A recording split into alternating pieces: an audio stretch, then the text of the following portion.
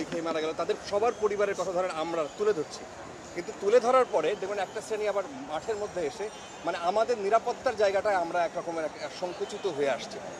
দেখবেন যে টেলিভিশনগুলা বা পত্রিকাগুলা তাদের সাইনবোর্ড খুলে খুলে গাড়িগুলো নিয়ে নামছে, মাঠে নামছে, তাদেরকে দেখলে আক্রমণ হচ্ছে। আক্রমণ কোন পক্ষে হচ্ছে এটা বোঝাও মুশকিল। মবের মধ্যে পড়ে গেলে ধরেন যে এটা আমরা আমাদের পরিবারের কথা যদি বলি, আমরা আমাদের জায়গায় অনিরাপদ হয়ে গেছি, এইখানে আমাদের নিরাপত্তা দিতে আসবে কি আমরা জানি না। আমি জানি না এই বিষয়ে আমাদের সাংবাদিক নেতারা তারা কিছু বলবেন, হয়তো কবে বলবেন, কিভাবে বলবেন সেটাও জানি না, কারণ এর কোনো সলিউশন আমি দেখি না।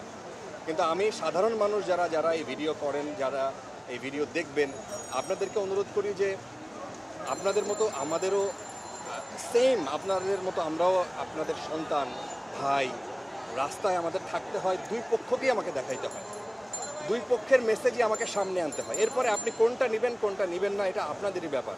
সো ওই জায়গায় আমাদের মতামত প্রপারলি দেওয়ার সুযোগ থাকে না। সো এই প্রফেশনের জায়গা থেকে আপনারা আমাদের জন্য দোয়া করবেন আর সবাইকে রেসপেক্টটা দিবেন। আমি এই রিকোয়েস্টও করি, ধরেন যে আমাদের বাংলাদেশের যে পুলিশ ভাইরা ধরেন তারা উপরের একটা আদেশ শোনে। আমি অনেক মানুষের সাথে, অনেক পুলিশের সাথে কথা বলছি, আমি দেখা মানে যখন ইনফর্মালি কথা বলি আমরা, তখন দেখবেন যে সবাই অসহায়ত্ব প্রকাশ করে যে ভাই আমি কি করবো, আমার কি করার আছে উপর থেকে যখন আদেশ আসে। সো এই মানুষকে দেখলে, একটা পোশাক দেখলে আপনি তাকে অসম্মান করেন না, তাকে যে কোনোভাবে তার রেসপেক্টটা তাকে দিয়েন, তার একটা ফ্যামিলি আছে, হ্যাঁ। সো তাকে আদেশ পালন করতে হচ্ছে। এই জায়গায় আমার মনে হয় একটু সহিষ্ণুতা দরকার, সহনশীলতা দরকার। সেই জায়গায় আমাদের আরেকটু ভাবা দরকার যে এই মানুষটাকে মেরে ফেললে আপনিও যাদের বিরুদ্ধে অভিযোগ দিতে যাচ্ছেন আপনিও সেই দলের একজন হয়ে গেলেন।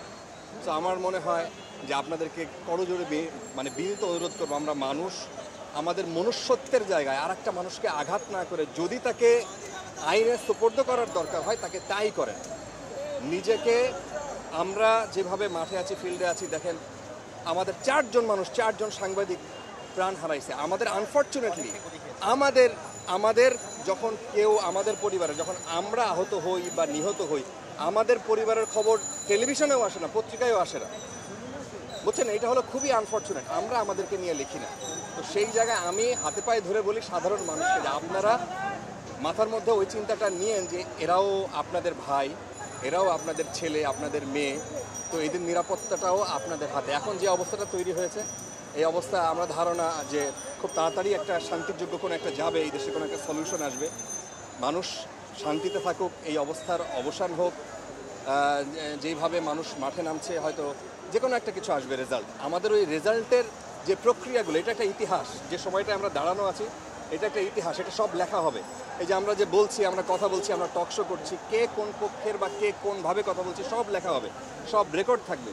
তো এই ইতিহাসের অংশ হিসেবে আমরাও আমাদের জীবদ্দশায় এরকম কিছু দেখলাম। দেখবেন ফরাসি বিপ্লব হয়েছে, ছাত্র আন্দোলন হয়েছে। এই যে এই আন্দোলনগুলা যখন হয়েছে, এই সময়গুলো কিন্তু একটা ইতিহাস। আমরা সেই ইতিহাসের সময়টা পার করছি। এই সব কিছু লিখিত থাকবে, সব কিছু ধরা থাকবে, এবং সেই ধরাটা এই জার্নালিস্টদের মাধ্যমে হয়, যারা লেখক, যারা ক্রিয়েটিভ মানুষ, তাদের মাধ্যমে হয়। সো এই মানুষগুলোকে আপনাদের কাছে রিকোয়েস্ট হলে এই মানুষগুলো আপনারা সম্মান দিবেন, আপনারা ভালোবাসবেন, কাছে টেনে নেবেন। এবং কোনো জায়গায় কোনো মবের মধ্যে যদি তাদেরকে দেখেন যে পড়ে গেছে, আরেকজন না বুঝলেও আপনি তাকে টেনে তুলবেন। সবাইকে শুভকামনা। জি।